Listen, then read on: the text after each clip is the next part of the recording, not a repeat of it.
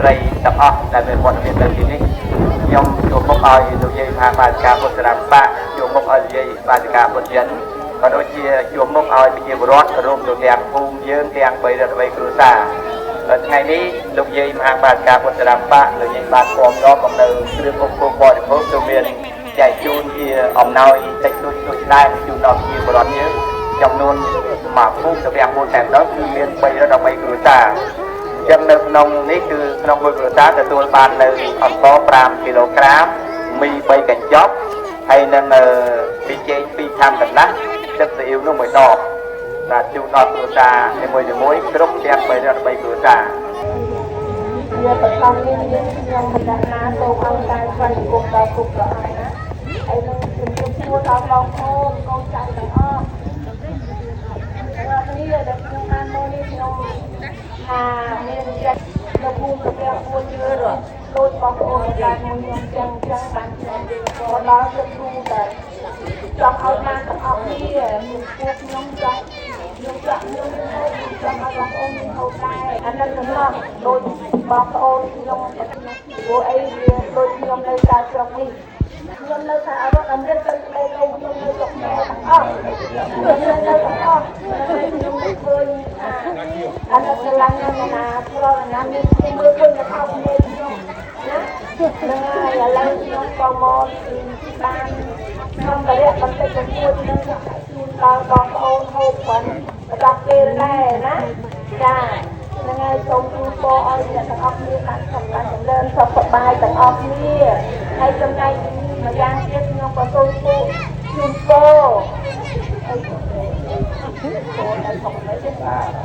សូមជូនពរទៅអ្នកស្រុកអាមេរិកដែលបានជួយឧបត្ថម្ភខ្ញុំបន្តិចបន្តួចមក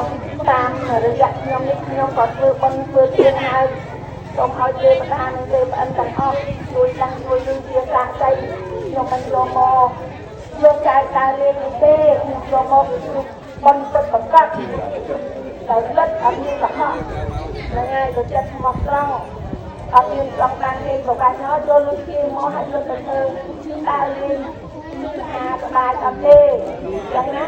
ខ្ញុំទៅឃើញអត់បងប្អូនខ្ញុំជាប់ក្រនៅស្រុកនេះខ្ញុំសូមអរគុណហើយដែលបងប្អូននៅមានមិត្តនៅទីស្រុកអាមេរិកនេះខ្ញុំសូមជូនពរឲ្យអ្នកទាំងអស់គ្នានៅក្នុងរោគទទួលទានរោគមានបានគ្រប់ពេលវេលាឲ្យពេលតែឲ្យទឹកនៃចម្រើនឲ្យជាជំងឺរោគជាទាំងអស់កុំឲ្យមកមានមានឡើយបើនៅក្នុងឲ្យស្គាល់តែមានទៅតាមណាណាហើយអស់ហើយលោកបានចឹងបានហើយខ្ញុំសូមជម្រាបលាហើយអំណោយបាទគឺមានអង្ករ